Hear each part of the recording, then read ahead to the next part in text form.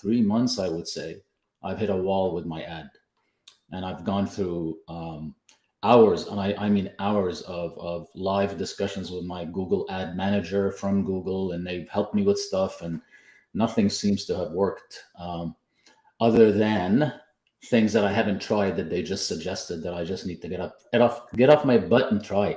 Yeah. Right. Yeah. And but that involves work, and I've kind of been lazy. Well, on one of my to-do lists somewhere, right? I've got this like Google section where I need to add, I have to go into Google AdWords, and I have to check my keywords, and I have to go into Google Analytics and see what's happening there. And so I've got this whole section, and every time I look at it, I go, I'm going to get sucked into that rabbit hole for the next 2 or 3 hours. And I don't know if I have that time. So I know I need to tweak some things and just check and make sure that Google didn't change something in the Google rhythm. And now my ads don't work. So, but yeah, it's a weird kind of feeling, especially when you don't shift anything. You don't make a big change to your website, or you don't add new ads, or, promote new things and not have it work. This was business as usual. And then it was just like, boom, a wall. And I haven't had time to decipher it. But one thing is for sure is we got to do something differently, because otherwise we'll be here in a couple of months saying the same thing about us being lazy, not about the market, not about the clients, just about us. It's funny you say that. So this is my journal, but I try to write in every morning. Well, the interesting thing, I got back from this self-value workshop, and I said, I'm going to start journaling again. And so I picked it up, and I didn't think it had been that long. No entries for 406 days. That's how I'm going to, like, if anybody ever finds this journal, they're not going to be like, oh, he must have started another journal. No, I literally didn't write for 13 months, and it never felt like it was that long. I was like, oh, I should write in the journal. And never did. So I started that back up again. But it's what you were saying about, if we don't make radical change now, we'll be in the same place in, 3 months. Exactly. I'm in the same place I was 13 months ago.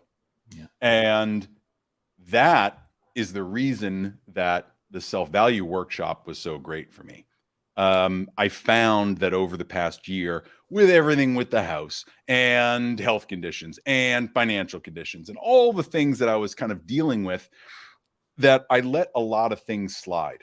And while nothing fell apart and I'm in a good place now, it did still take me away from the alignment that I had prior to that. So I went, for 13 months of really not doing anything, not doing a lot of inner reflection, even though I can think about it, but when I don't write it down, it doesn't stick the same way. Right. So going out to the workshop last week was really eye-opening. It was an evolution of what Sue taught back in November at her first workshop. This one was infinitely more polished, unbelievable material. And she delivered it in a way that this time, I don't know if it was because I was hearing it for the second time, or I had internalized some of the material previously from the videos that she had made, but it clicked differently. And it's fascinating to me to watch everybody in the room. And I was one of 2 guy attendees there. So it was myself and another man. And it's amazing to watch everybody who's there for the same purpose go through their own journey at different points. So, for example, some people are very new at exploring the world of self-value and really kind of digging into where their blocks are and their identity. Then there are some people that are very advanced and have done a ton of work, but are still pushing through certain blocks, whether it's money or body image or partnerships or whatever it might be. There's a method that Sue has created to walk through each one of those phases: avoidance, acceptance, right, processing.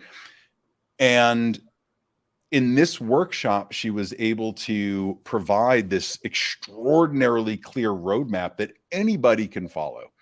And the great thing about human beings is that you don't do this work once and you're done. This stuff comes up all day, every day, and it's iterative, right? You level up. She says it's the same view, different altitude, right? And you level up, and then you're going to hit this other glass ceiling, and then you go up and you hit another glass ceiling, and you hit another glass ceiling, and all, you know, the focus is just understand it, be aware, accept where your situation is, right? Take a hard look, understand how you work, what's the real facts of the situation, and how you can move forward and process it and grow from it. It sounds easy when I summarize it in, 45 seconds, but we did 9 to 9 for 2 days straight. And Sue, God bless her, talked for at least 6 to 7 hours a day. Jeez. Just a ton of material, and we would take short breaks, and then it was boom, right back into it, boom, right back into it.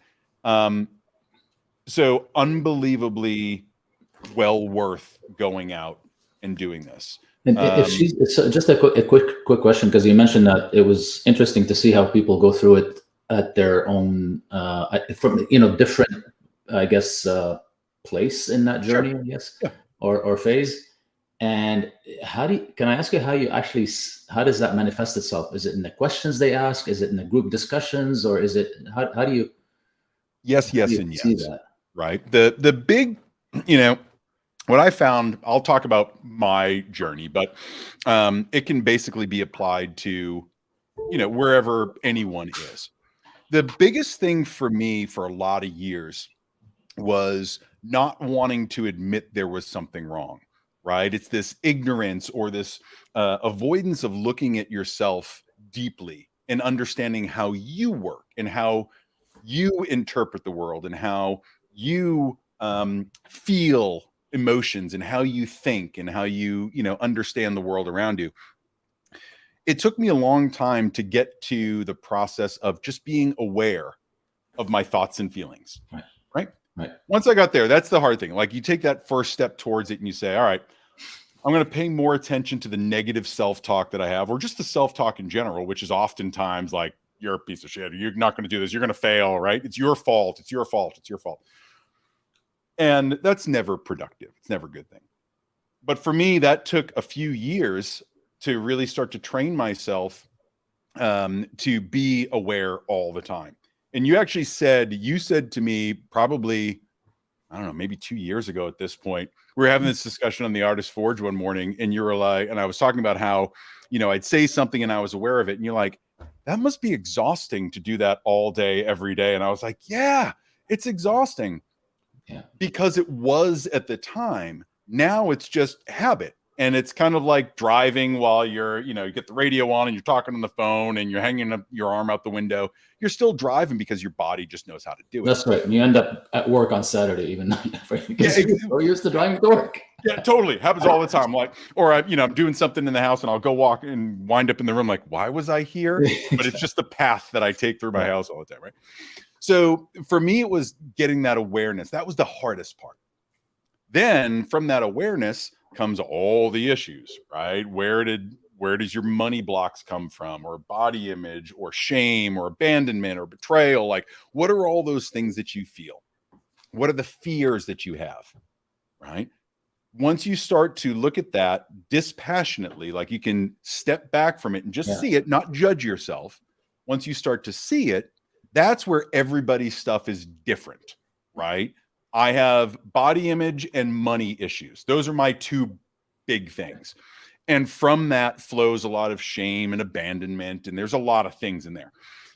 For other people, it might not be money or body image at all. It could be relationships. It could be love. It could be, whatever it is that is holding them back from the dreams that they have of being the person they want to be, right? We always have this picture in our mind of who is it that we want to be, the life that we dream of living. Yeah. And a lot of times we find ourselves in a position where like, well, I'm doing this now and I'll probably never get there.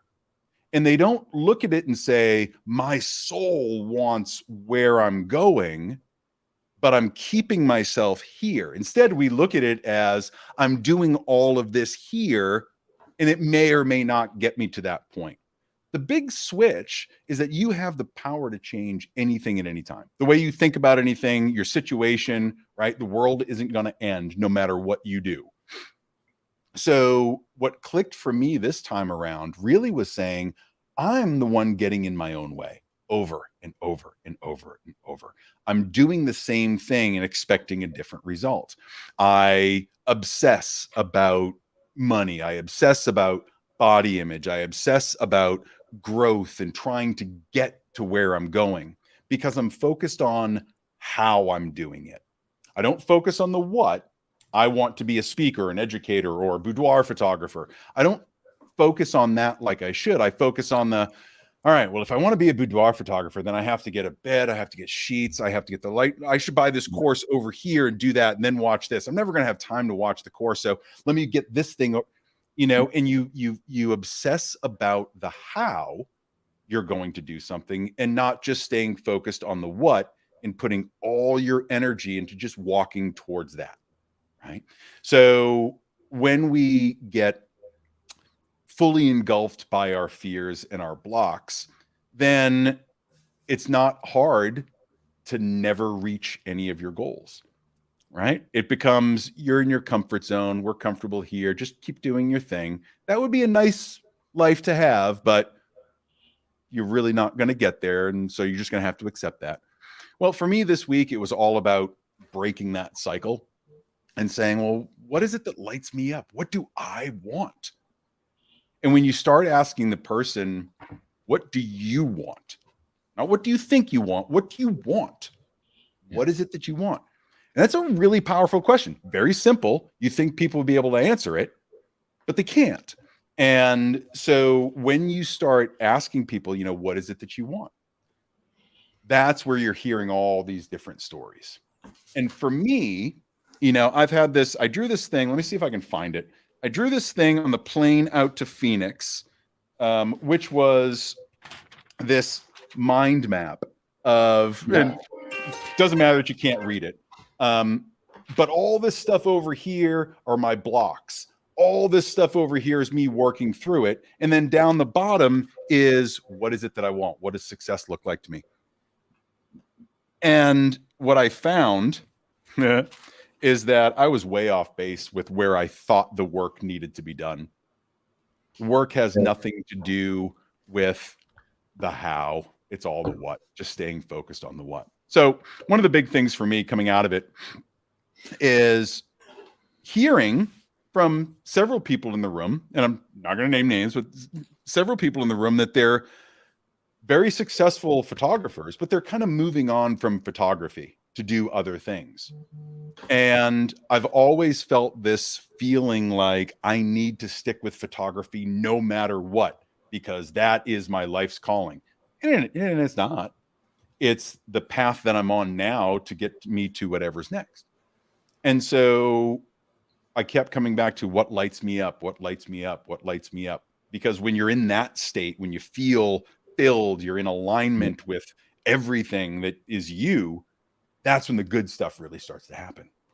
So for me, photography, like portrait photography, I love doing it because it gives me connection to people. For others, you know, it's acts of service. It might be touch, right? For me, photography is a way to connect with people. And I'm finding that in a down market, it's harder and harder for me to make that connection with people because I'm not shooting them in the studio. This thing right here, this microphone thing, is allowing me to connect with people differently through podcasting, right? And so I've noticed that over the past, 6 months, as I do more with Generator, as I do more here, as I just create content on my own and courses and whatnot, that I'm lit up again with that content creation. So instead of me using this as a hobby and something that I just kind of like to do to distract me from the photography stuff, I'm leaning more into this being a primary part of my business. Right. So it feels exciting. It's interesting. It's more in alignment with who I want to be. And I don't know if I hadn't gone to Arizona, if that would have clicked as quickly as it did.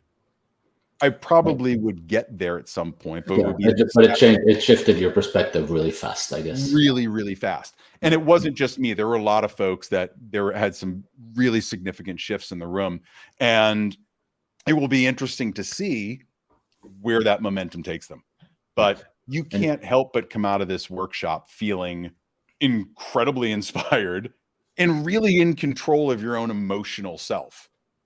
Fascinating to me to get that done in, 16 hours of coursework. Yeah. Well, it's interesting that in everything you said, you never mentioned money or earning money or having an income, right? Which I find extremely interesting because, again, if you're in alignment, I guess money will follow in some form or another. And I don't know if that's one of the messages, money or whatever, however you value it, let's say. Or yeah, and that's a huge part of it. This was the Love and Money workshop, right? So prior to going out, prior to the workshop, Sue had done 4 weeks of like money mindset weekly calls. And a lot of the folks that were at the workshop were on those calls, and we had been doing homework for several weeks around money. And it's essentially, not to demean anything that was done there, because there's so much information. It was creating your survival budget. What do you need to get all your bills paid and keep a roof over your head?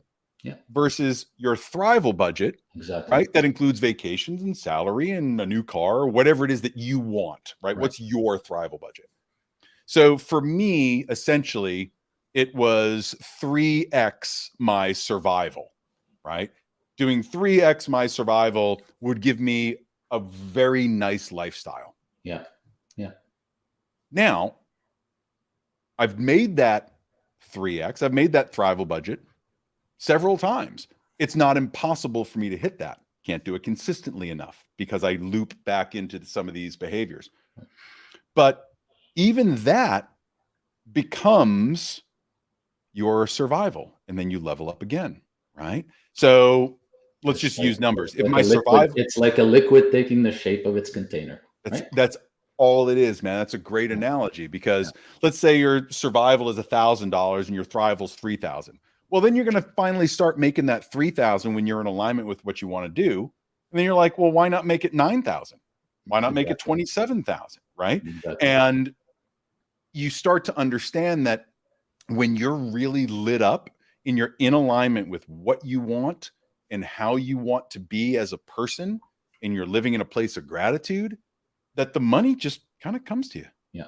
And that's the way that it's always worked for me, but I never saw it that way. I just saw it as working my ass off. No.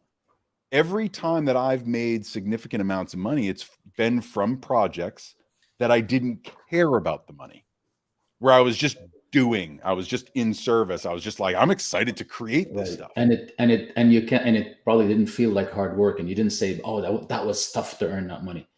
Most cases, it's like, wow, that was easy, right? Yeah. You may have worked hard, but you don't feel it because you're in your flow. You're in your right. And when you're in that flow, right, you're attracting more of that. Right. You're attracting people around you that see you in a different way, leads to more opportunities, leads to more of what you want to do, and so on and so forth. Keep leveling up. Yeah. So, it was fantastic for me to be there and hear some of these messages over again. I've got an entire notebook full of new notes of what I can do personally to work on myself, how I want to approach some of my own goals and some of the things that I want to do, but not focusing on the how, just focusing on the what. What do I want? Yeah. Why do I want to shoot, real estate if that doesn't light me up at all?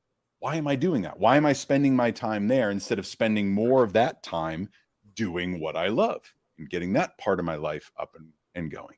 So it's really interesting work once you get into it, and it's different for everybody, but the end result is very similar for most people, which is this renewed sense that anything is possible and that we're the only ones that are holding us back. It's always us. Yeah. You know? I want to dig a bit deeper into this what versus a how. Sure. Because as you say, I totally understand what you're saying. When we focus on the how, we're kind of in our little kind of meaningless bubble when you think about it in the grand scheme of things, right? As opposed to having that future that we're trying to create in front of us and work and really focusing on being in that future.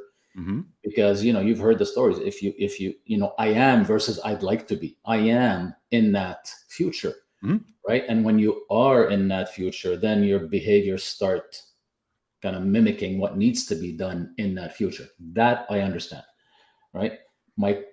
On the other side, in my business career, and I had a long business career before this photography thing. I always used to say the what is easy, the how is difficult, and that's because, I guess, like anything else, but in the corporate world, like everybody has a damn opinion. They all know what the answer is. Oh, we should do this and this and this. Well, Right. Absolutely, that's the what to me. Right. The how is where everybody's kind of scattered and left and didn't want to worry about it. Right. Yep.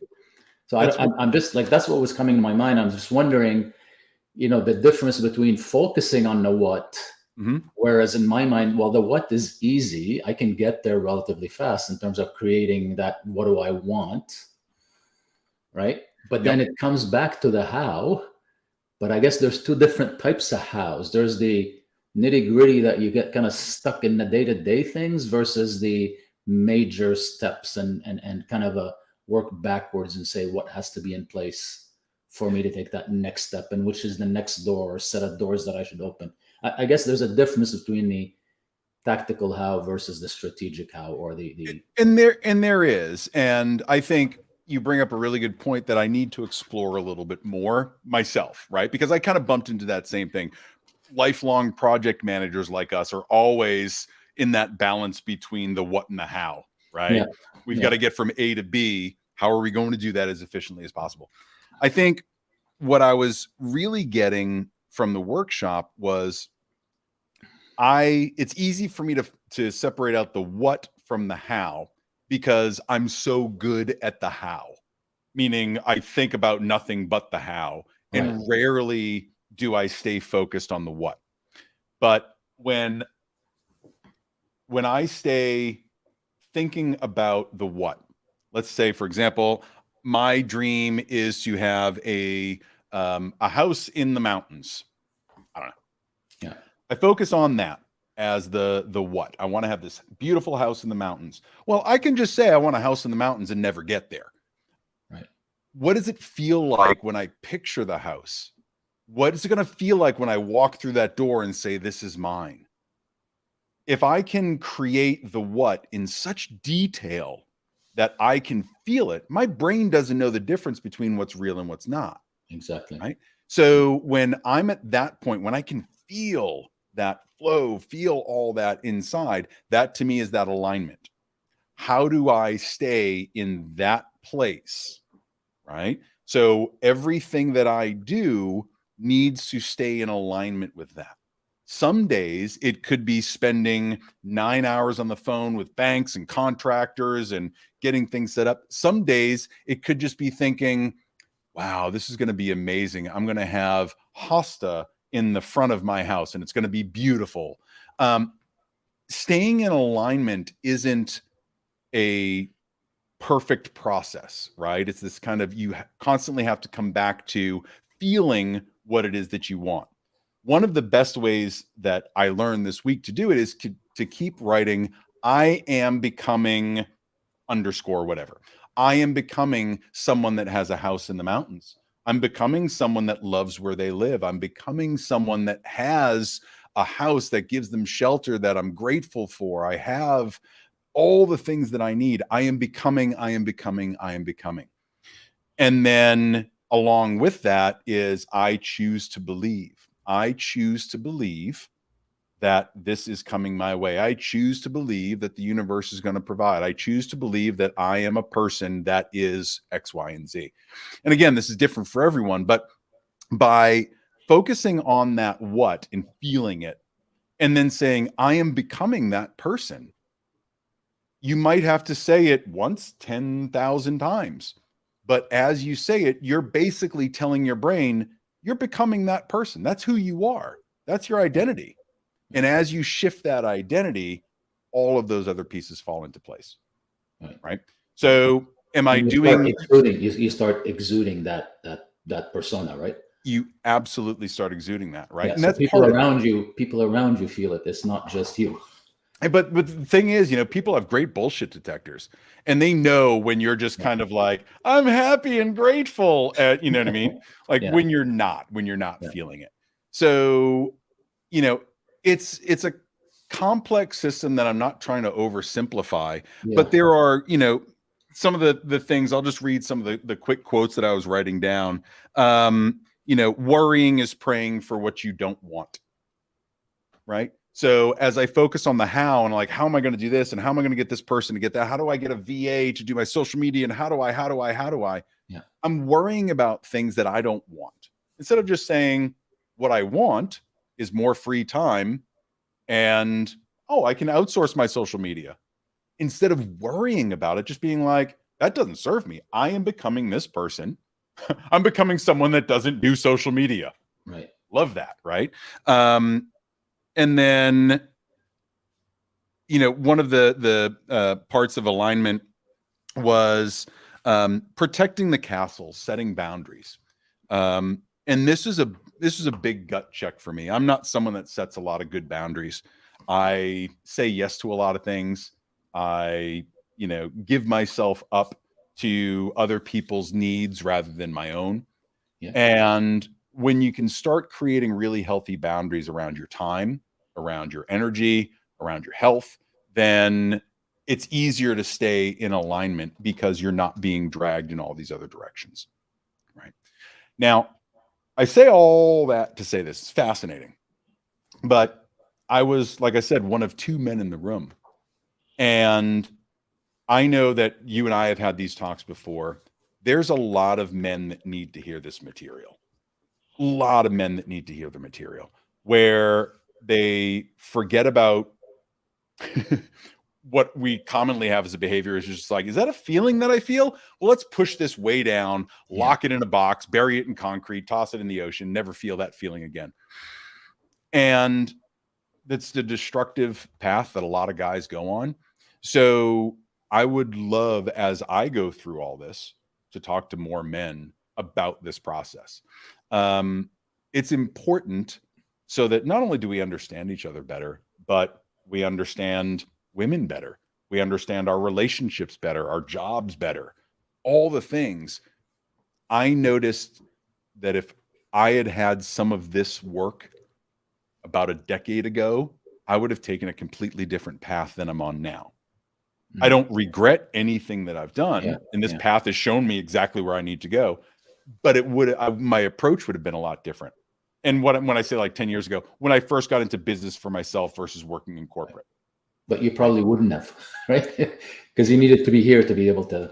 Yeah, totally. So, and I look back at that and I say, okay, well, I can live in the past or I can worry about the future, but neither one's going to serve me. So what do I do right now in this moment? How do I stay in alignment in this moment? And, I've been home now for 3 days. And my energy feels different. Like my approach to things, getting up, having this daily ritual of not checking my phone in the morning, getting up, going for a walk with the dog, processing whatever feelings I had from the day before, writing in my journal, having a healthy breakfast, and then being like, okay, it's time to work. Let me clean up my space so that I don't have just piles of shit everywhere, and get yourself into a good mindset to create whatever it is that you want to create. And for me, even doing that for a couple of days, while I haven't, been hyper productive, it feels right to be building those habits, to not wake up and immediately be stressed because I'm like, oh God, this person said this. And It's not going anywhere. It's still going to be there in half an hour. Take care of yourself first, right? So, yeah, it's been a lot of it. I know that when I don't do that, and I have not been doing that for a couple of months now, that my days are not as positive as I'd like them to be. I just feel defeated before I even start the day. Yeah. That's a bummer. So I say all that to just say it was a really, really, really insightful workshop. Some of the stuff that Sue is creating is gorgeous. She has all these create all these basically flashcards. Yeah. That are, here's one on acceptance and, things that you can say about acceptance, awareness. How do I believe in myself? Right. So I choose to believe. They're just my purpose. I'm the poison. I'm the antidote. I am the purpose and the power. I'm the poison, the antidote, the purpose and the power. And then on the back, it's like, my purpose is to create me. So what I need most today is ... Right. And you go through these cards and there's awareness and acceptance and processing and like all the boxes you need to tick. There's something like 80 or 90 of these. And the wonderful part of it is that you can choose any one of them at any time. And it doesn't matter. You don't have to do them linearly. Like, you can choose any one at any time and really work on that part of yourself.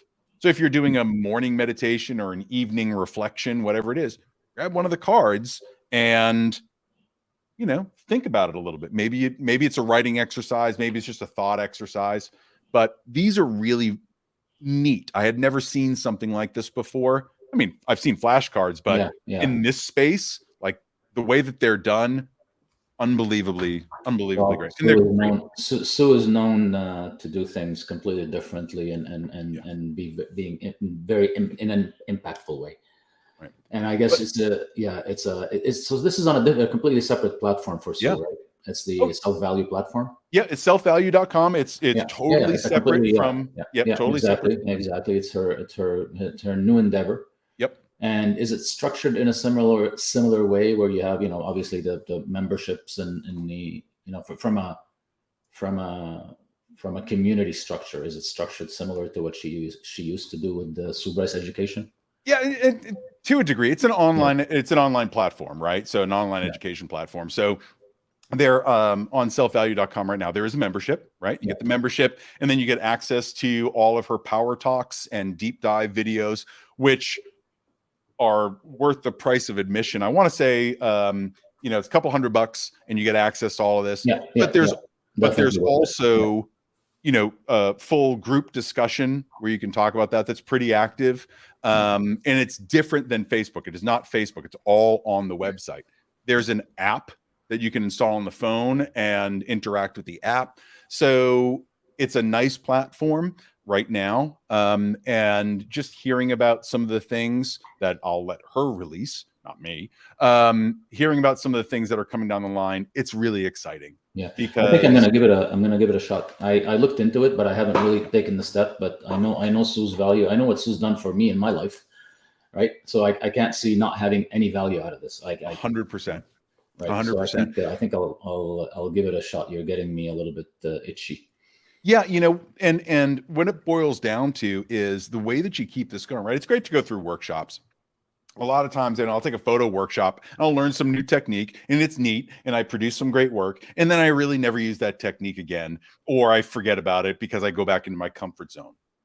Same exact thing with self-value work is you go to a workshop, you get super hyped about yourself, you get this path laid out, but unless you come back and keep doing the work, it'll all kind of just retreat. And that's where this notion of a daily ritual comes in, and and it's different for everybody, but it's a way for you to just start your day in alignment, whether that's meditation, yoga, a walk, right? Go out and feed the pigeons, doesn't matter. Whatever it is that gets you into that good headspace, do that every day and build that habit. Now that you say that, that one of my biggest struggles for the past 60 years has been exercise and working out. I've just never done it, right? not consistently. Well, once again, I'm proud to say for the last 2 weeks, I've worked 9 days out of 14 in the morning consistently, and it feels good. It feels I'm good. seeing a difference in terms of how I feel about it compared to the past. Yep. I want to do it. I'm excited about doing it, and if I don't do it, I feel guilty, which is a good thing.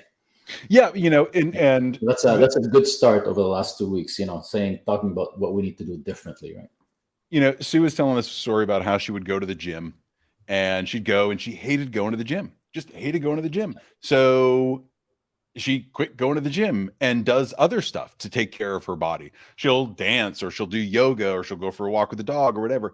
But it's staying in alignment with who she truly is. And that's different for everybody, right? Some people need the gym and that motivation. Some I can't people stand gyms. I'm too lazy to go to the gym. No, so I bought equipment for downstairs, and I'm doing it downstairs. That's exactly it. I had that at my last house. At this house, I've got cinder blocks and farm equipment. You know what I mean? Like, if I'm just moving, it makes me feel better. I don't feel like I have to be at a gym to do anything, So everybody is going to be different, but it's finding that thing that makes you feel better, and you can't do it one day or 2 days. You keep finding a way to improve it to make you really connect with it. So, it might be you take a walk and then you have a glass of orange juice and then you write in the journal and then you start your day. For some people, it might be, super before the sun even rises, they've gone for a bike ride. And then I'm laughing because I do all that, but then I realize it's 4:00 in the afternoon. So yeah. All right, I'm going to start my day. Oh, it's 4:00. Well, might as well quit. But, I can laugh at that. But, in that is when you're doing the things that you love, it doesn't feel like it's taking very long. The days just go by, right? Yeah. And I just want to stay in that place. So, yeah, it was really cool time. So for me, one of the big things was I really want to lean into podcasting, right? And that kind of leads me to the course I'm teaching Thursday night. Just you'll start to see all the stuff go out. But I'm super excited about this, right? So having this passion right now, right? So I've been doing it intensely for a lot of years. I used to do it very intensely, and now I've kind of gotten back into it. And I'm like, yeah, this is home. This is what I'm supposed to be doing. I want to dump out everything I know. And the interesting thing about courses is I look around, right? And I've been taking a ton of webinars lately because I'm trying to learn how other people are doing their webinars. Sure. And it's always like I sign up for something and I go on, and it's 45 minutes of basically preamble. They give you a couple of minutes of something, and then they ask you to buy the rest of the material. It's a recipe. Yeah. And I didn't want to do that. And what I wanted to do was create in this space in podcasting, right? A one-stop shop for kind of everything that I know. So I go over the marketing, right? Where podcasting fits into marketing, because it's not the same as traditional marketing. It can really cover a lot of different pillars of your marketing strategy. Then from there, it's okay, well, what type of podcast do you want? Figuring out how to plan what your niche is, what the market demographics look like. How do you plan episodes? How do you book guests? How do you pick out the equipment that you want? Hey, if you're a beginner, advanced, or pro, like what's the equipment that you're picking out? Right. All right, now that you've got all that, let's set it up. Now let's do our first episode. Now let's get into editing, both the audio and the video. All right, well, now that we've got the edited podcast, how are we going to distribute it? All right, let's look at these platforms. Then it's monetization. So I really didn't want to just be like, all right, you buy this microphone and this recorder, and there you go. Good luck finding out how to put this on. And then next month there's a new recorder, so you do another video on the new recorder, right? Totally, right? Yeah. So I didn't want to do anything like that. I wanted to give everybody everything. Just kind of be like, here it is. There's very little left for me to tell you outside of the experiences that I've had. Right. And that's where the questions come in and where I want to supplement things down the line. Right. But That'll yeah, create this isn't going to be, that'll create the next steps, I guess, the next content, the next piece of content, and the next. yeah. And you know, for this, it's something that people ask me about, like the podcasting stuff, probably more than video, because it's just a weird little world that especially adults overthink. Right? We just overthink it. We think it's the world of Joe Rogan and 13-year-old kids on Twitch. And there's so much more that we can do with it. And it doesn't have to be, you don't have to create these hour-long, world famous types of podcasts. It can be a short series. It can be 5 episodes. Yeah. Right? It can be anything you want. But I want to take the intimidation factor away and say, here's everything laid out. And if you do this and alter it to your niche, you will, get a podcast going. Now, there's no guarantee of success. There's no guarantee of success for me, right? With everything else, right? But I don't want anybody to walk away and be like, well, he didn't cover this, didn't cover that. So it's going to be longer than most webinars. This will probably be, given the way I talk, 2 to 3 hours. Yeah. But for $25, I'm good with talking for 2 or 3 hours. If you want to invest that with me, awesome. You're going to get everything I know. Yeah. And then, clearly in the Artist Forge, I'll answer anything about anything. So, I'm super excited about it, man. Yeah. So talk a little bit about how that will be, how you'll carry that out on Thursday. How will it happen? Yeah. So over the next couple of days, right now you can go to theartistforge.com and it's right there on the front page. You can click the button to register and it will, once you buy it, it will send you a PDF with the link to the course, right? And it's all individual links, right? So you can't share it with somebody, but it will give you that link to the course. And then Thursday night, just show up and you'll be able to attend. You can ask questions live as we're going through it, and I'll get to those at certain sections.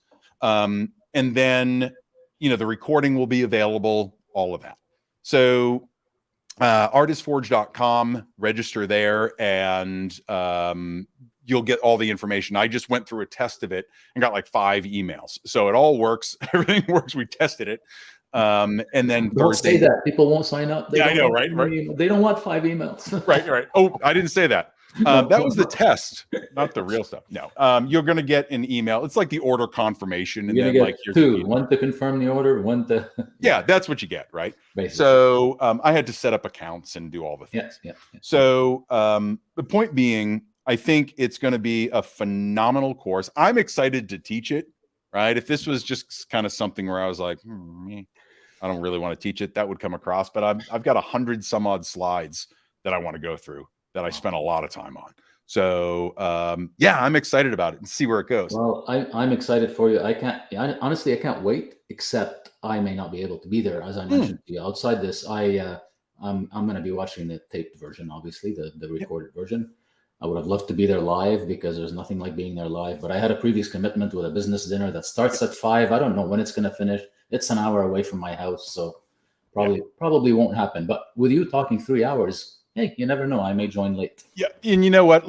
And that's the reason I wanted to do it all in one go. Yeah. Is that way, if people are like, if they can't stick around, right? Because it's a lot of material. If they can't stick around, I didn't want to split it up into multiple courses. I didn't want to lead people on and think that they're going to get one thing and get another. Nope. You want to learn podcasting? Stick around. If you can't stick around, you'll get the recording and the slides, the PDF of the slides and that sort of thing, or a summarized version of the slides. I'm not going to send out 100 slides. But yeah, for the most part, it's going to be what I want to deliver courses like. I want to give all of the information and not really just hold it back. If it was an intro to like a live class where I'm teaching it at a workshop level, I'm going to give you the teaser. But for this, I don't plan on doing this in a workshop. I plan on just doing this one course, which is also going to be a proof of concept for the video course, teaching video. right? So it's kind of like, this lights me up though. The podcasting stuff really lights me up, and I just want to do more of it. So that's kind of where I'm heading. Well, I have to say, I've watched every Generator podcast. Mhm. Very impressed, and you can see your passion for it. You can see you're in Thanks, man. your zone, in your flow. You're very good at it. I have to give you some kudos here.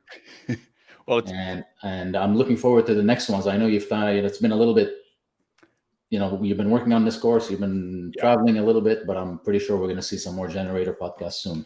100%. So that was the weird thing. Like the last one I did was the episode with Nicole, and I didn't realize that was like the end of April. Yeah. And so 3 or 4 weeks goes by, and I was, I like doing things every week consistently. Yeah.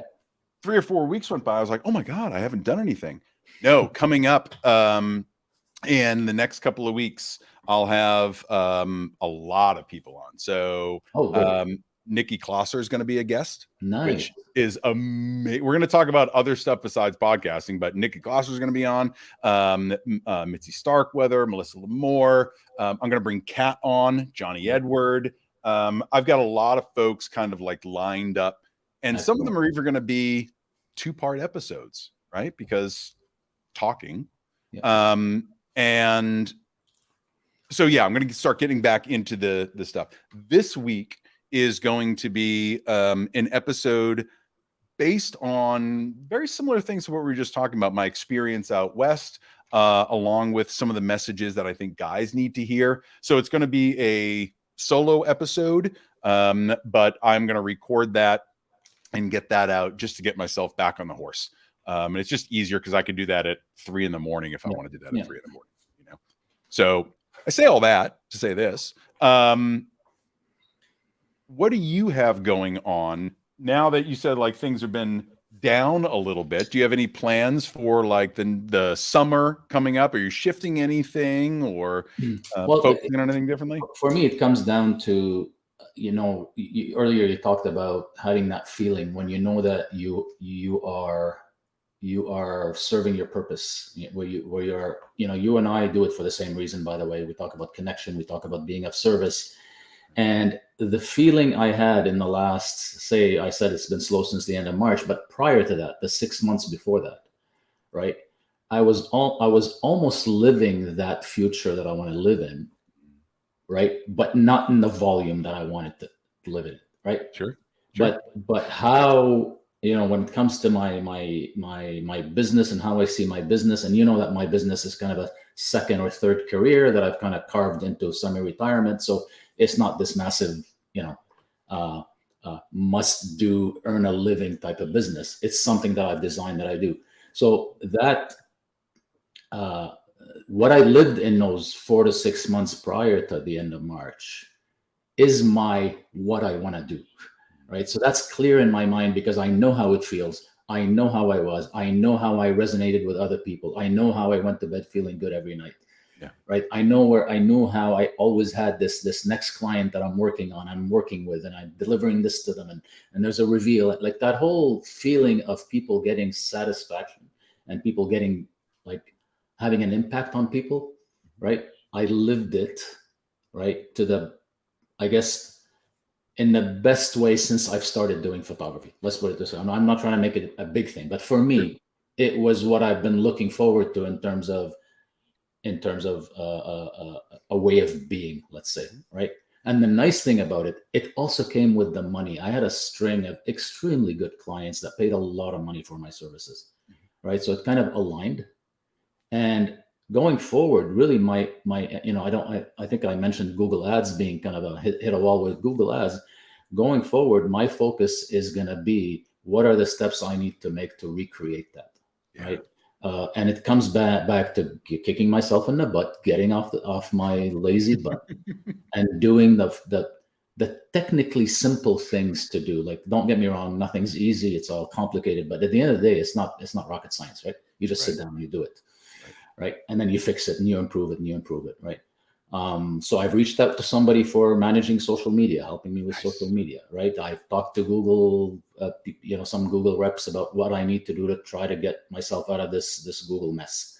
And they gave me some hints. So I got to work on that. I'm doing one thing differently this summer. It's a little bit later on, but I'm going out to a one of my clients, boudoir clients, owns a campground, right? And it's a campground where basically they operate it most maybe 8 months of the year or Mhm. 6 months of the year, Mhm. and people bring their campers there. It's a typical campground, but Sure. and they have themes every week, right? And one of the weeks in August, right? It's more on a of kind of a sexy, intimate theme, Mhm. right? So I'm gonna go there. I'm gonna set up a little bit in one of their cabins. I'm gonna set up a boudoir little setup, and Ooh. I'm gonna offer the experience to everybody at the camp. Whoever wants to come in, we'll do a 10-15 minute shoot. You get one or Right. two pictures, Right. all complimentary. Have a nice day. But obviously, the idea is to get some of them to book with me for a proper photo shoot. So that's something coming up in August. I'm looking forward to that. So I got to work on that a little bit. I've never done something like that. What a cool idea.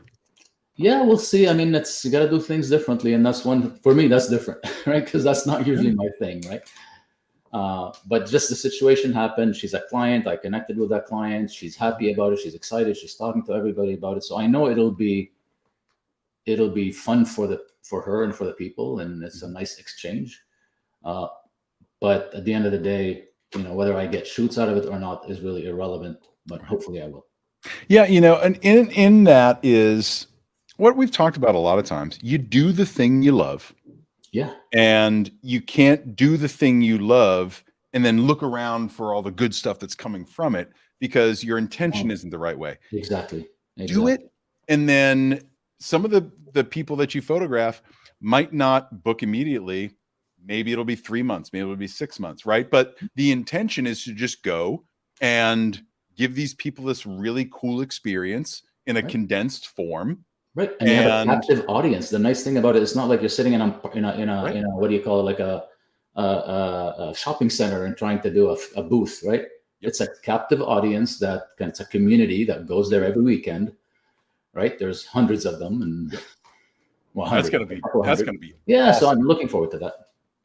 That's gonna be fantastic. So Yeah, obviously, I'm in the tactics of like, okay, what do I set up? How do I set up the lighting? Because I saw the space. I need to do something yeah. special. What do I bring with me? How do I make sure, there's some material to look at and videos and albums and samples. I'm in that thought process on the how. Yeah. Well, But yeah, you've already figured out the what, right? yeah, yeah, You're yeah. doing But that. but that's still a kind of a. But for me, that's something different, and I'm looking forward to that. So Nice. yeah, so that's my thing. I'm still doing some leadership coaching, and it's funny. I earlier we were talking about how we get into it in our own way, and the question of what do you want. I just had a session last Thursday with one of the managers I'm coaching, and we had the same discussion. And what I mean by the same discussion is I'm on the outside looking in, and this guy's there's an elephant in the room that is just he is in his own way, and the source and the root cause of it is so clear, right? And how it manifests itself is so clear, right? That I'm at a point now where he is fully aware of it, right? And in parallel, he's seeing a therapist she's really qualified at this stuff. And we're kind of both doing the same thing with this guy, which is very encouraging. But at the end of the day, it's like until you figure out and accept what's that you're in your own way, and not only that you're in your own way, but like you said, following the SOO workshop is what is the actual uh, thing that's in your own way? What is the roadblock or the 2 roadblocks or 3 roadblocks that you need to get out of the way? And then I asked them the question, well, what do you want? Mhm. And obviously, I said, you don't have to answer it right now. But I said, you'd be surprised because I'm starting to know the guy. What you want, you already have, but you're in your own way to see it. You can't even see it, but you already have it. Right? There's And by not realizing that you have it, you're always working towards something that you already have. And you're questioning it day in, day out, and it's burning you inside. Right? that So the is the point yeah. here is sometimes we already have what we want. Right? Yep. We just don't realize it, or at least not satisfied, and we don't know why. Right? That's you could not have said a more true statement, right? Most of us do have what we want, and we're not walking towards it, right? We find ways to sabotage ourselves, or we find ways to avoid it because it might get hard.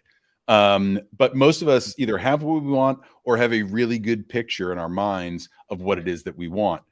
Right. We then take that and all the other parts of us that are like, you're not good enough, you can never have this, your money, blah, blah, blah, blah, blah, your parents did this, yada, yada, yada. All of that gets in the way. Yeah. And a lot of times that becomes so loud in our heads that it keeps us from getting to where we want to go. So, but at the same time, I got to be careful because we don't, sorry to interrupt, but I shouldn't have interrupted. But at the same time, I don't want what I said to be mistaken for, maybe it is. It's like you're settling for what you have. And that's why I'm saying that. That's not really what I meant.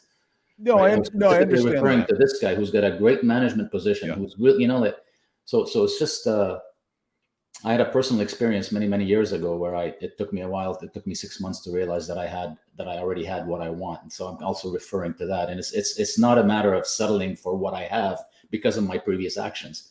It's because of that confusion and getting in your own way, really. Yeah. And then a lot of that comes down to gratitude, right? Right. How do we think about things? How do we focus on it? Yeah. And what's the frame that we put around it? So, yeah, I think it's really important work, regardless of where you are in life or how well adjusted or male or female. It doesn't matter. As long as you're taking the time to start thinking about this, about what is it that you want. And if the what is it that you want isn't what you're currently doing, then the questions of why need to come up. Don't worry about the how, but why. Right. So, yeah, that's the big part. And that's where the interesting things happen. So it's super important work that I think everybody should do. But, yeah, so if you get the chance, go to Sue Bryce's workshop. It's a really, really good time. But before you do that, go ahead and register for the podcast course on Thursday night. Hopefully, from the Artist Forge perspective, we're all kind of coming out of this, these spaces where, you were talking about one thing. I've had some stuff. Nicole's had some things. Becca's been on fire. Kat's off doing her thing. So, we've just had a lot of time to ourselves, and we're starting to come back into the group. So I'm glad that we had a chance to do this, even on a holiday, and have a little guy time, right? Sure. But I don't know where I was going with that. But all right, so Thursday night, and then next week we'll be back on Monday and do some more stuff. So until then, everybody, just get in the group, ask us questions, and I guess go make something creative, as Nicole would say. Go make something amazing, and we'll see you all next week. Later on, buddy. I'll talk to you later. Take care. Bye.